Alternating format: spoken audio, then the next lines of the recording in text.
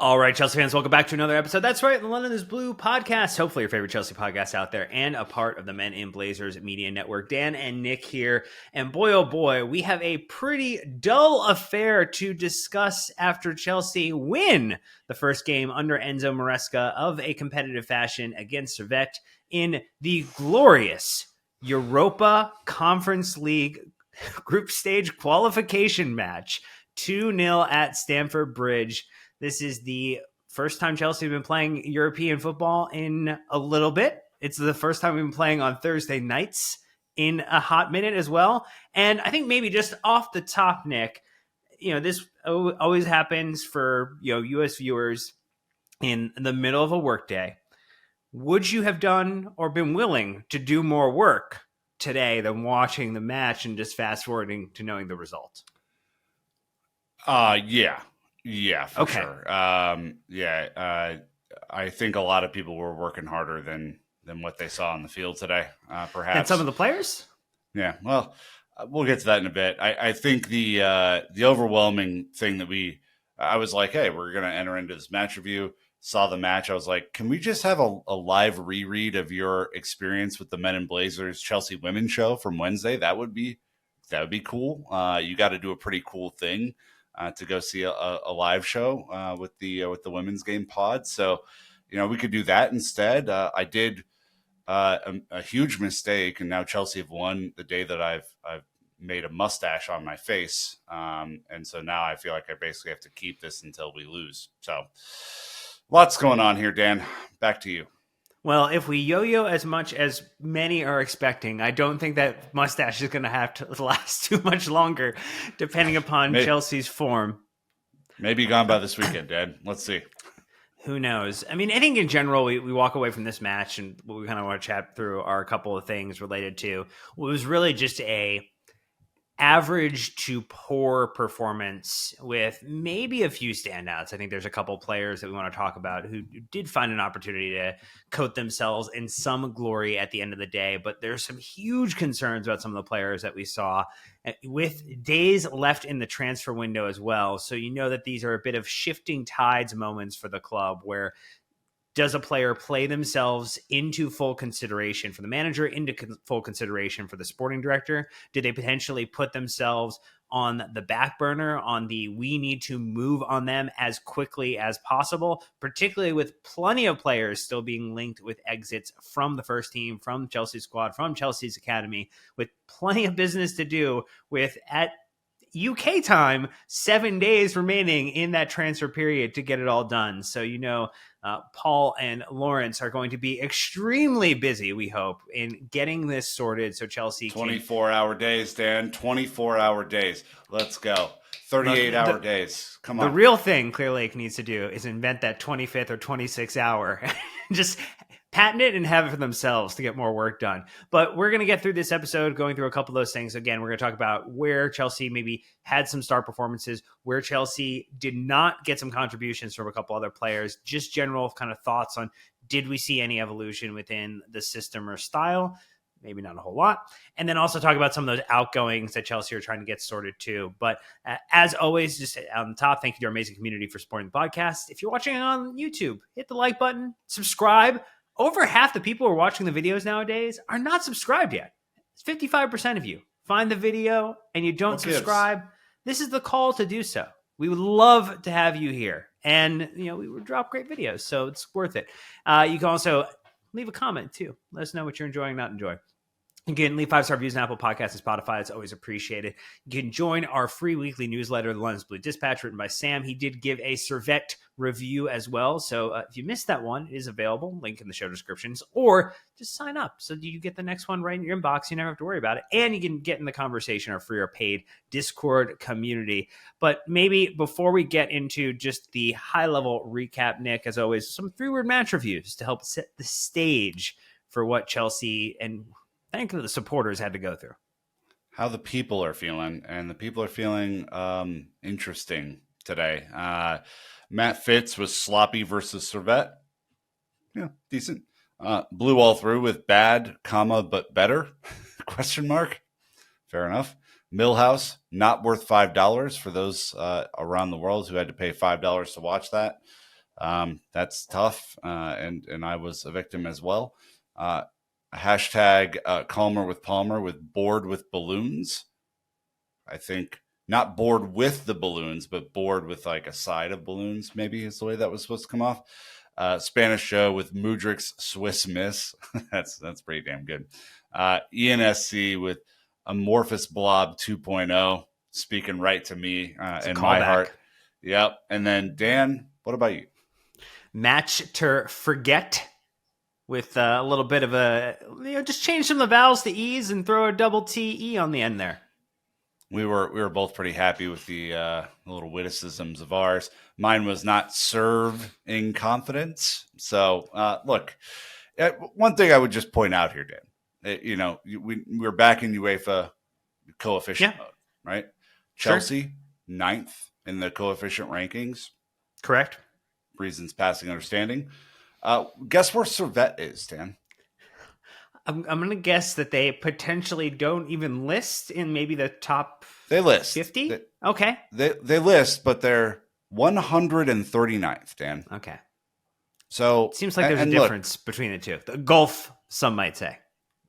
Coefficient ranking, whatever. This, do whatever you want with that number. But this is not even a team that would likely win Ligue 1 or League One in England. Like we have to contextualize where this team is. And yes, they just beat Basel at the weekend. Yes, they are, they made it to this stage in the competition. Chelsea should respect them. This is no Servette's the worst team I've ever seen, because they actually were pretty decent today. And I think you got to give them some credit for coming to play at the Bridge. But there are 130 places between these teams in the UEFA coefficient rankings. And I think the expectation for most Chelsea fans heading into this one was we're going to get back on track. It's going to be a nice, coasty, easy win. That was not the case.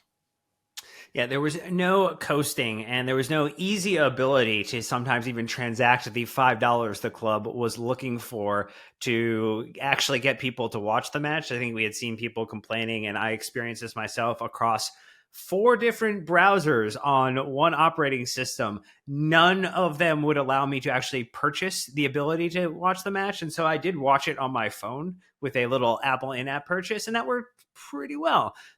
Also there was weird audio visual kind of sync off play. You were hearing the audio about half a second to a full second before the video caught up with it. And so again, I'm very much looking forward to advancing in this competition, being back on broadcast, being back on full streaming services, and not having to pay individual rates per match, and not having the club owning all the responsibility, because seemingly it is beyond the capacity to do so with full caliber, full quality. But it was Servette. It was this past Thursday, August 22nd.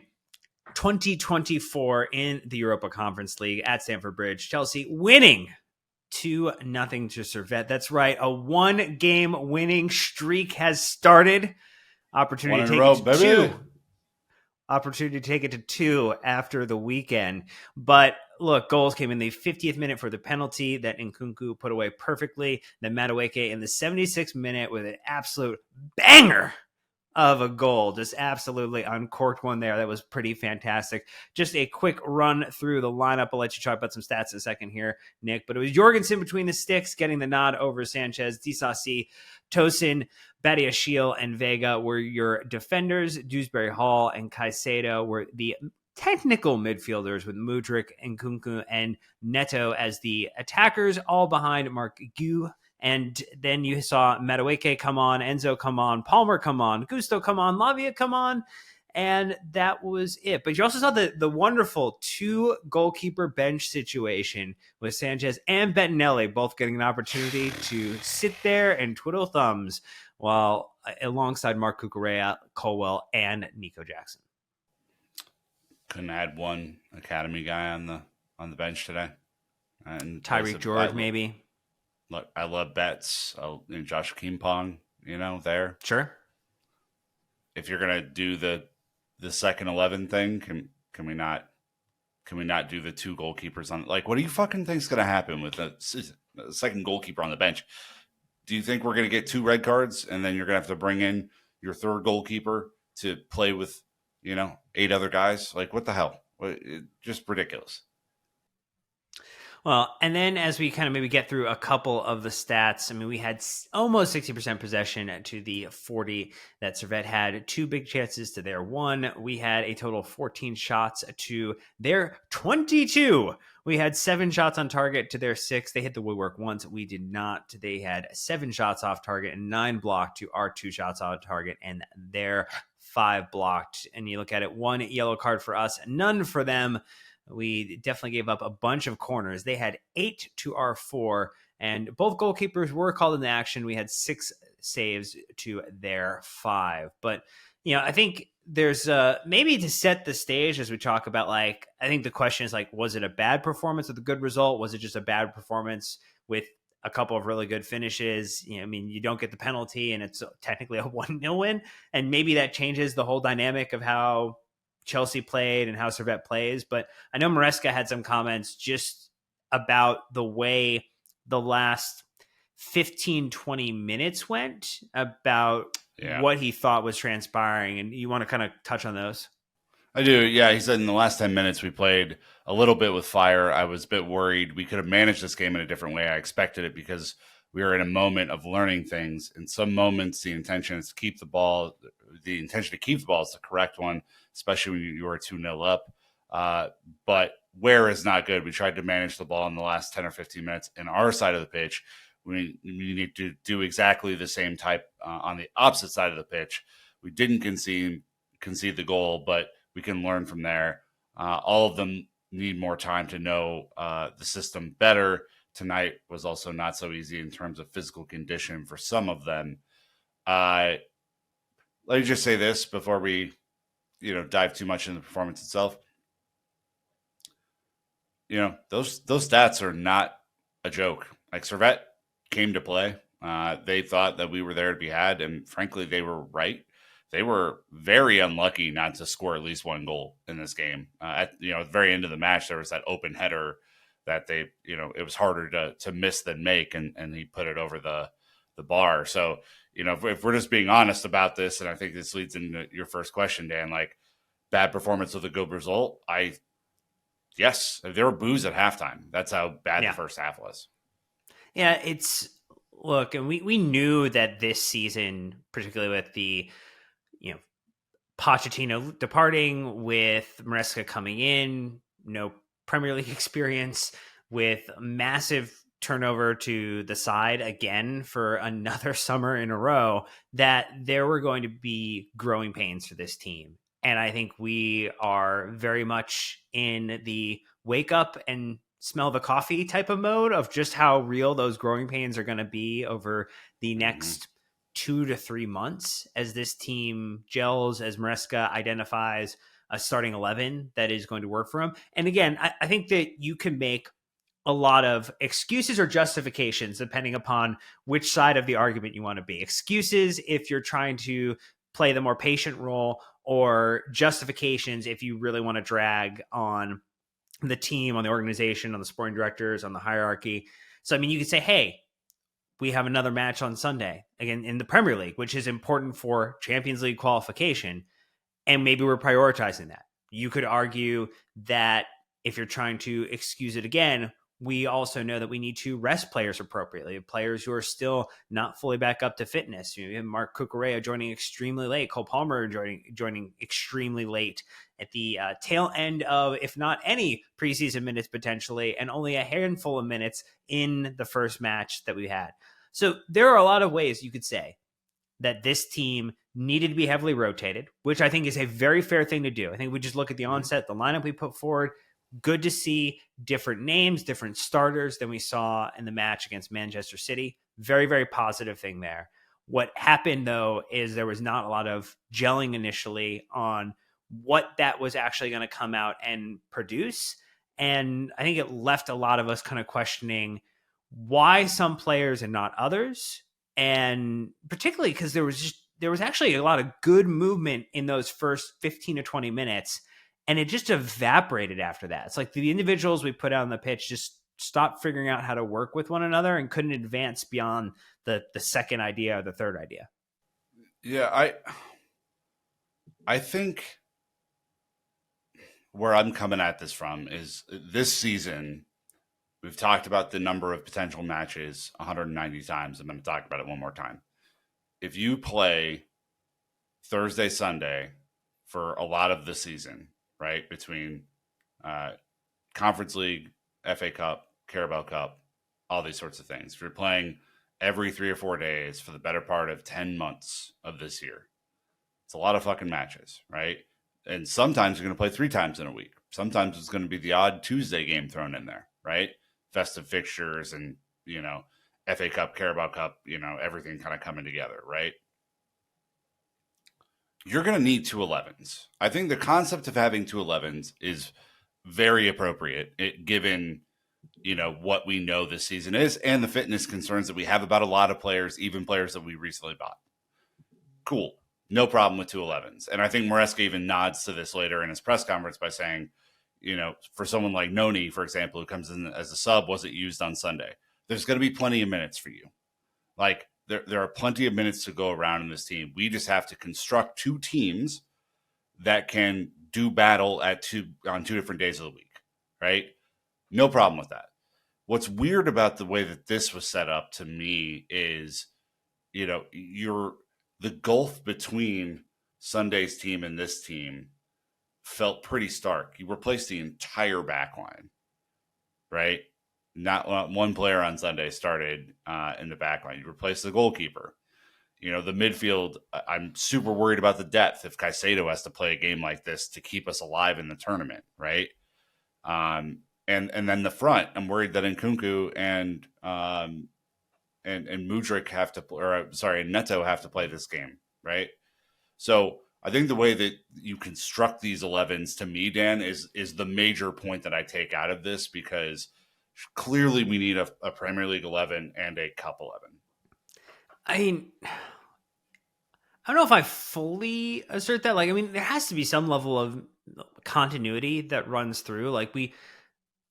There are certain players who need to, rotate in, right? I don't think you could drop one attack and replace with the second attack, because I don't think the quality of attack A and attack B are as good, right? And maybe you can do it in this match, but maybe in the second set of games in this or in the group stages, you might need a few of your starters or a few of the individuals who know how to do it at a higher rate, at a more successful rate, to help raise the floor of the team that you're putting out on the pitch. I think that would be my only kind of criticism of that concept of 2 11s, is that this team does, when you look at some of the drop off, and we saw it in this match, of what happens when you go from, a Madueke to, a Mudryk, or what happens when you go from a Palmer to any other attacker, right?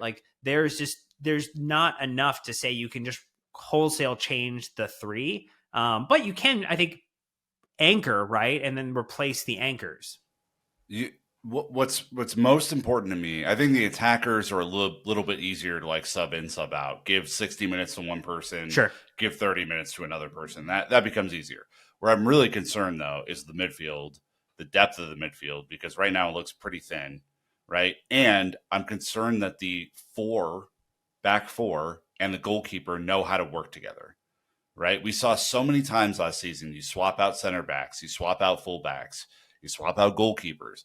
It takes a while for those players to get to know each other in a live game scenario. Live game scenario is not training.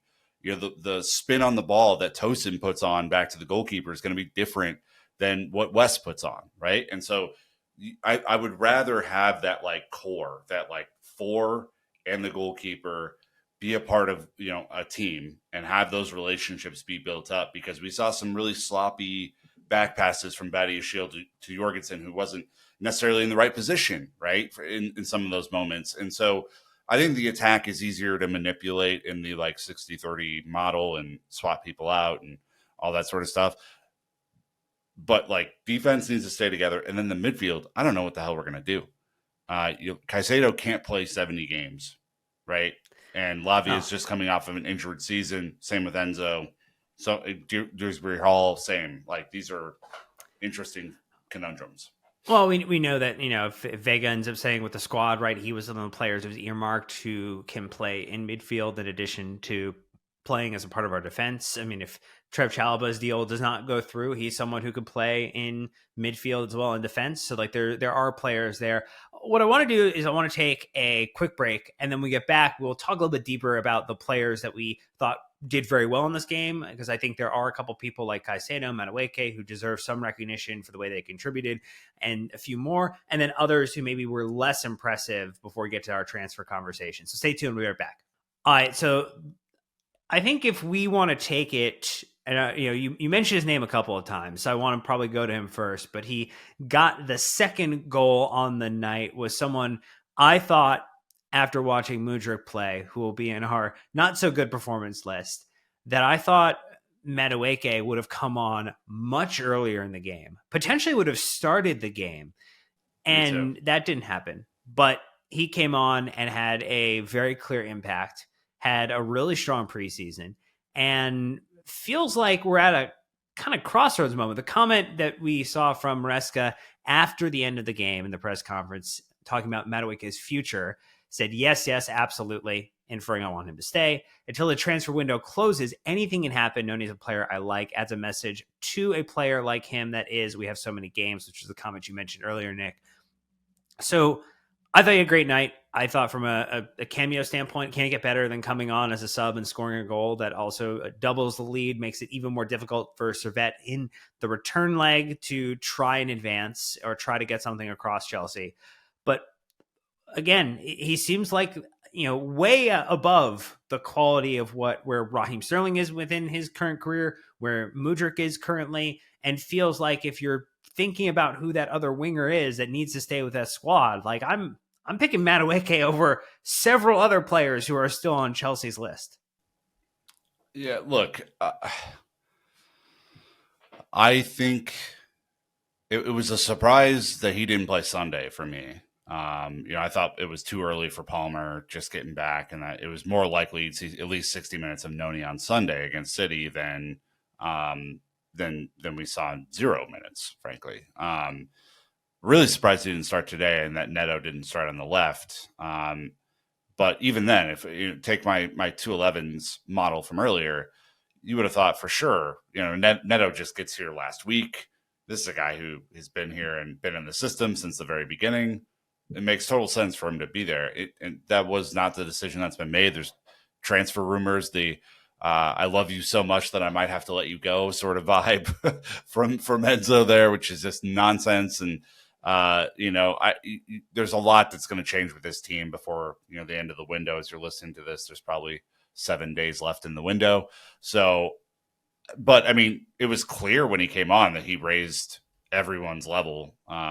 He did this thing that I really enjoyed, which is running behind the defender and then shooting at the goal, Dan. And I think that there's a lot of tactico talk on here, but frankly, it was like one of the few moments in the second half where it was like, oh yeah, that's Chelsea can play. Like there's a good bit of passing. It was Tosin with a nice pass to Enzo, who received it, plays it over the top, bing, bang, boom. Kind of route one, kind of technical, brilliant finish. I mean, a really great finish on his right foot, which is not, as we saw in preseason, not his preferred option to go on. And, a little bit of the, points to the ear, I'm good. Like, don't worry about me. He's, from a winger perspective, Dan, he's confidence. Good.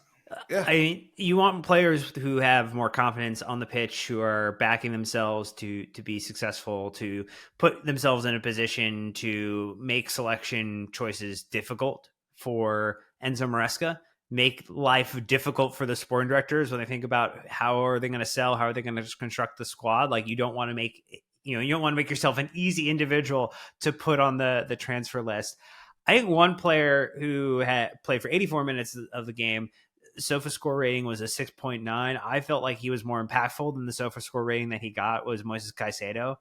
I think just proving that he gives a layer of calm and confidence, right? Like he is not the main contributor in the attack, right? It's like, so like the fact that we didn't score, in the first, 50 minutes. What? No halfway shot today? Come Yeah, on, no half. boy. I'm not blaming him for that, but I think he, as a mover of the ball, as a release valve. I mean, 52 out of 58 accurate passes, 90%, 67 touches on the ball. 3 out of his 4 long balls accurate within this one-on-one for dribbles, attempts, and success. 50% ground duel win rate, 50% ground aerial duel rate. Like just in general, high level of confidence, continuing to raise the quality of his game that he provides, and makes it so really it's more about who is the other midfielder or midfielders, because to me he is just still the standout number one midfielder at Chelsea, and everybody else kind of goes around him in my mind. Like he is the ringleader for that grouping. 100%. Yeah, I mean, like my perspectives on Enzo to this point are pretty well known, so I don't think I have to tread that territory anymore. But in the world, or in the battle of 100 million plus pound midfielders, Caicedo is I think for me a clear winner right now, and there is something to be said about the fact that in a match where I wouldn't have had him starting, that Sure. he was captain, which is a really big deal for someone like him. And that he was given the responsibility to lead the team out today and lead them forward. Again, we've seen him. I wouldn't say this is an all-time Caicedo performance, but like we've seen him have those performances and be absolutely dominant. And I think the thing that most people don't realize about this role and him as a player, despite all the scouting that we've done on him and all the CFC Central specials and all that sort of stuff, is he is a passing magnet. Like the 90+% passing, like I think when we signed him from Brighton, he was in like the mid 90s for Brighton, like the way that he moves the ball around. He's not just this physical destroyer like Chelsea have had in the past. He is really an all around midfielder. I think he'd be sick as an 8 if he had a real 6 behind him too. I think him getting the ball and moving it upfield with that sort of passing percentage and the way that he can move around and be physical would be incredible. But I think right now he's kind of force fit into this deeper role, and he's doing a pretty damn good job. I think he'll even get better as we move through the season. So, happy for him and happy for the fact that he got a captain the club. He was at 88.5% in the league for pass completion in the 2022-23 season. He actually improved when he came to Chelsea and went up to 90%. And then to start this season with it's close to 90 effectively, for both 2 games that we've had here. So he's continuing to improve, continuing to get better, which is, again, it means that the reality is even better than the dream. And he's covering off at right back when we have an adventurous moment, right? So there are plenty of uses for him. I think Sam did a really great call out in the scouting special about him fitting in at right back when things go a little awry, or by plan someone like Gusto gets forward, and him slotting back and making sure that we're not totally imbalanced. Yeah, I think the last player maybe in that grouping of, hey, who we're going to give some positive credit to, or kind of talk, more positively around. I think Jorgensen had a pretty strong game. I mean, you face 6 shots, you don't let any of them in. Like that's a really good spot to be in. I mean, I think looked pretty calm. I don't love any of the way that we're playing out of the back personally right now. Like it does not inspire any confidence to me. So whether it's Sanchez, whether it's Jorgensen, whether it was Kepa, like I'm not going to feel confident in any one of the defenders and our goalkeepers passing back and forth to one another at the moment. Get maybe halfway through the season, I'll feel a little bit better. But seemed fine, seemed comfortable, which is what I would hope for at this point. And opportunity to get a start at the bridge, to get a clean sheet, which is down to his defenders and him as well. I don't know, feels like a good check in the plus column for him. He was all right. I'm not, he was an 8.4 on SofaScore. So take that for what it is. I think he was very fortunate that Servette had trouble taking any of their open chances and putting them in the back of the net. But, it's a clean sheet. And, based on what we saw in preseason, I don't know if we'd have many of those this year, despite Servette being 130 places lower than us in the coefficient ranking. They actually did have some really good through balls through the back line, which is another story altogether. But there were a couple of moments where I was like, ooh, these guys are pretty dangerous in attack. And, I think he was wise to a couple of those early and got out from his line and made a couple of quick moves. So, again, first home match for him. I think we all remember when Georgie came in against Newcastle in the Cup last year and what a moment that was for him, right? So hopefully you can take that and just keep moving. So on the flip side, I think the one player that drew the most criticism and generated rather the most questions about the performance and what it means moving forward was Mykhailo Mudryk. And I think the hope is that every player who comes to Chelsea is going to be successful, is going to contribute to the domestic and international success of Chelsea Football Club, that they'll be a better football player from when they got signed to when they depart the club. I mean, both as a person and as a player on the pitch. And it feels as if this was another example for those who are saying that Mykhailo Mudryk is not at Chelsea's level of a performance where against Servette, where many other players on the team did not look up to the standard, that he actually looked further behind than some of the other players on the pitch at this moment for where you would expect him to be in his developmental growth, where would you expect him to be in his decision-making, where you expect him to be in his shot selection, additional touches, like just a lot of things that did not feel right. And, before I give it to you, Nick, I'll take you through Enzo Maresca's comments at full time. He talked about Mudryk's career. He said, since he joined the club, he has good moments and bad moments. If he becomes more consistent, he can take one step forward. Enzo Maresca says he'll help Mudryk. He says, we're going to try and help him change. And then he needs to understand we'll give him the ball in the final third, and he has to make the right decision. A lot of the mistakes from Misha is about the choice. Hopefully we can help him, and he can improve that. So now it's not just random podcasters. It's not just random people on Twitter or X. It's also the Chelsea manager saying, hey, his problem is that he does not make the right decision and ends up making mistakes in the final third when he gets the ball. And it is very evident from this game that to me places him so much further below other wingers at the club right now, and makes it really a huge question mark. He's on a massive contract with a huge transfer fee that was going to make it very difficult to move on from him.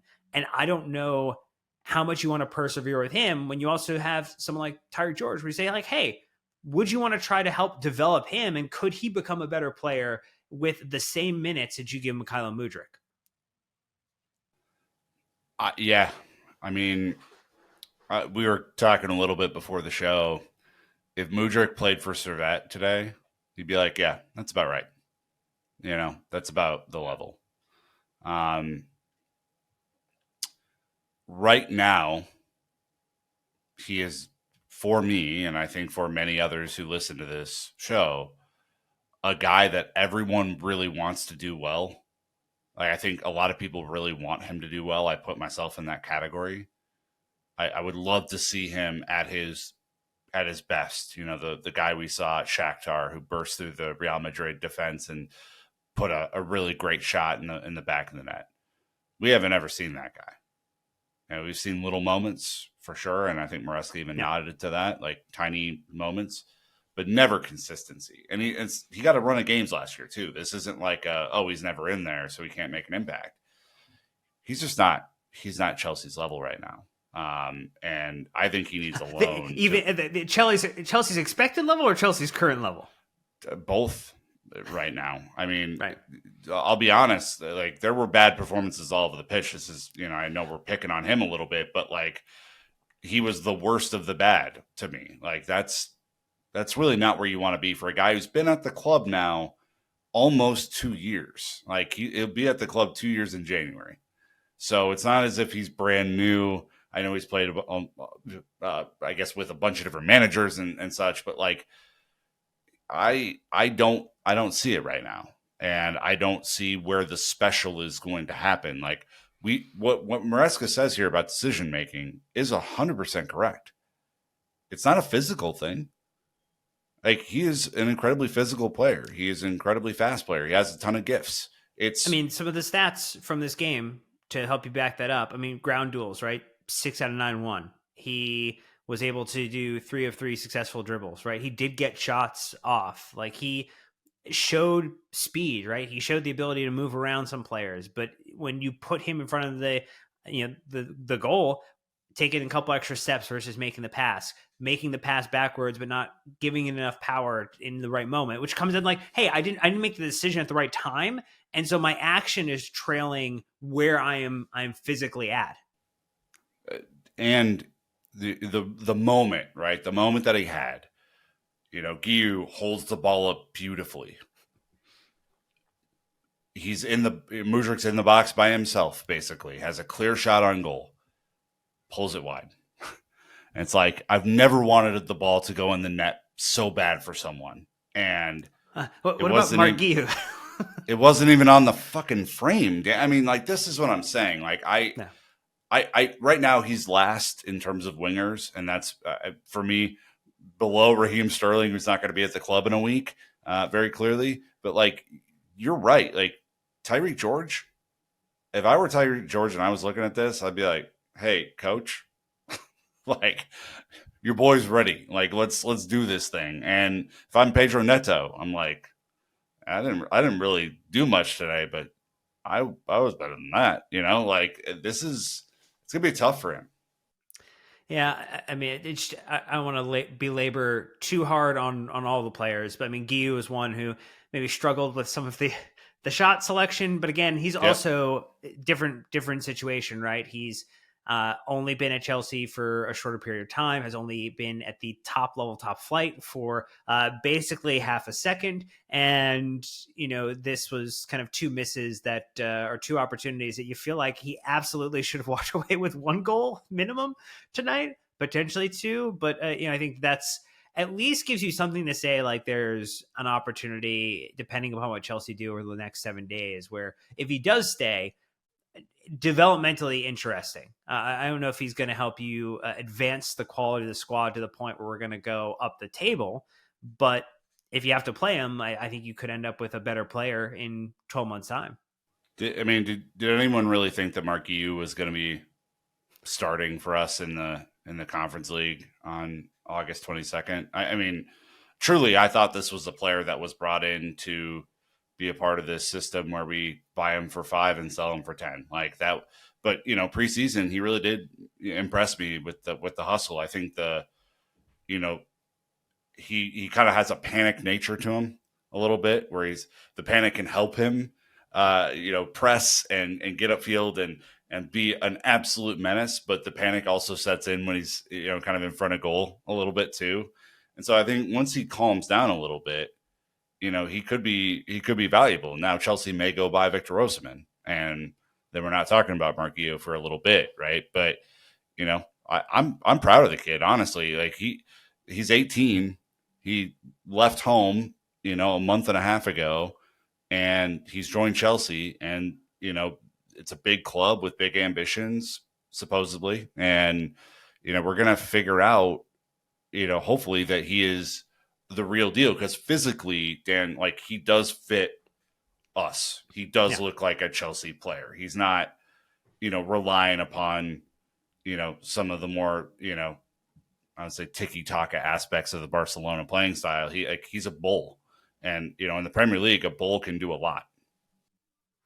So we're going to take our last ad break. When we get back, we'll talk about what's going on with Chelsea over the last 7 days of the window to get a bunch of business done, where the current conversations are at. So stay tuned, and we'll be right back. All right, we'll remind everybody that this is being recorded on the evening U.S. time of Thursday, August 22nd, and seemingly everything is changing in about half-hour time intervals. But just at time of recording, I think the most interesting thing, we talked about this with Ben Jacobs yesterday, that the Raheem Sterling to Aston Villa opportunity apparently manifested itself from that podcast to reality. And there's also now, within minutes of Maresca's press conference being finished, that Crystal Palace are also raising their hand to get on the bandwagon for bringing in Raheem Sterling. Anyway you shape it, Chelsea's in a pretty poor situation to negotiate this transfer, considering his number was given to Pedro Neto, so he does not have a number, and is not featured in these two games to start the season. And as Ben mentioned, like, things could change if the deal doesn't transpire, right? Like, on August 31st, the player you've frozen out might have to be welcomed back in to decide, because oopsie daisy, you didn't get it done. But there are clubs like Aston Villa with, the potential for Duran coming the other way, or some type of, we sell them Raheem Sterling and we get a better deal on Duran type of situation to also help the books look a little bit better for both of the clubs. But just a really awkward spot for Raheem Sterling, really awkward spot for Chelsea. And, it's seemingly as if there will be a resolution, whether it's, of benefit to Chelsea, other than getting Raheem Sterling's wages off the book, remains to be seen. Yeah, I mean, I'll just say this about the unceremonious nature of the way that this was all brought up. I understand that there are some people out there who are like, I like the way Maresca talks. He's a straight talker and he's not mincing words about stuff, and I can appreciate that, because I don't like the bumbling around and taking 9 years to answer something that could take 2 seconds. Like, I totally understand that. I think this whole thing has been handled in a very classless way. I'm not Raheem Sterling's biggest fan. I think that, I did predict that he would have a pretty cool career under Maresca. That's clearly wrong. So that preseason prediction is gone. But like, he's also like a really, really good Premier League player. Many considered him to be the reason why Cole Palmer came here. Him and Joe Shields obviously had a big impact on Cole Palmer coming. Same with Tosin. Been many reports that he's helped convince people to join the project. And the way he's been told to fuck off does not sit right with me. Same with Chilwell. Same with the group of 15 that are, or 20 that are training separately, and the dismissiveness of those 20. I understand that Maresca has a job to do. He has a very clear objective and all that sort of shit. I don't think you have to say it like that to get your point across. And, again, there are going to be people in the comments who are like, Nick, you don't know what the fuck you're talking about and all this sort of stuff. But me personally, Chelsea already look like clowns to the footballing world. Just go to any football publication and they will show how Chelsea look like clowns. Independent football publications. This makes us look classless. And that isn't good when you're hoping to convince other people to join the project, because they just 2 years ago, Dan, convinced Raheem Sterling to join the project. He was our first marquee signing of the Bully era, the Hollywood photo shoot and everything. I don't know, man. It kind of rubbed me the wrong way, and I wasn't expecting to feel that way, to be honest. Yeah, I mean, better to realize where we're at with it. It doesn't feel great to broadcast it in this way. No. And, I think in a conversation with somebody who has had conversations with agents who represent players in and around Chelsea, there are agents who are trying to get their players actively out of Chelsea Football Club because they are concerned for what their future might be. And they're trying to get out while Chelsea can still sell and buy players. Obviously rumors of some type of looming transfer ban because of some type of violations in the Abramovich era potentially coming to light in the next couple of months, or potentially multi-month kind of situation. So there's a lot of considerations here. I think the other couple ones, Chukwuemeka to Palace is consideration, Ben Chilwell to being offered to Manchester United, but he's another player who seemingly is frozen out at the moment. Chukwuemeka didn't make the bench here, so you figure that looks pretty close to being a farewell for him. And then, again, no Chalobah. Disasi features in this match, but we'd also seen rumors that Disasi was potentially an option for some clubs that were looking for a center back too. Definitely feels as if we are going to see at least 3 to 4 names that we're more familiar with exit the club over the next 6-7 days. Yeah, I just, there's a ton of business to do. And I equate this to studying for an exam. I have more always, like a group project that you that you didn't do it until the last day. I have always been a crammer. That has been my entire life. My ADHD nature when I put my back up against the wall, that's when I'm my absolute best. Okay. It's not a great way to do business though. And I've been in the business world for a long time now, and proper planning prevents poor performance. And it feels like there is a lack of planning here that is going to lead potentially to some poor performance if we don't get this right. There are a bunch of loans still to be done outside of the player sales. And you're going to try and bring in potentially someone like Victor Osimhen, who's going to be on big wages and have a lot of like fee attached to him, even if Lukaku goes the way and Caicedo and all that sort of stuff. It is just like, they're 7 days, Dan. Like, I know 7 days is a lot of hours, but it's a really short amount of time to do all this shit. Yeah. So let us know your thoughts. Like, how many deals will Chelsea get done? How many players will Chelsea be able to move on before the end of the window, considering there are not that many days left? There's also matches coming in between that time. There's a return leg with Servette. There is the Wolves match that we have. There's another Chelsea women's preseason match, which, I think we'll recap end this episode just with a little bit of a brief highlight of our time when we were able to go to the Red Bull Arena here in New Jersey, again, not New York, and get a chance to see the first game of the Sonia Bonpastor era. But I think in general, Nick, we felt like Chelsea were ready and up for preseason. And then after Aaron got injured, who seemingly is heading around New York City on crutches, or as we've seen multiple times in New York City on crutches, which was very concerning with no injury update there yet. And then the game flipped for a little bit, and then Chelsea just continued to assert some dominance in the second half. But overall, good day out. Great crowd of almost 11,000 people attending the match on what became a little bit of a rainy evening, but the skies did clear up at a later point. What were your thoughts? Yeah, it looked, first 30 minutes looked amazing. The team was just on it. And, you have to realize that NWSL is in the middle of their season.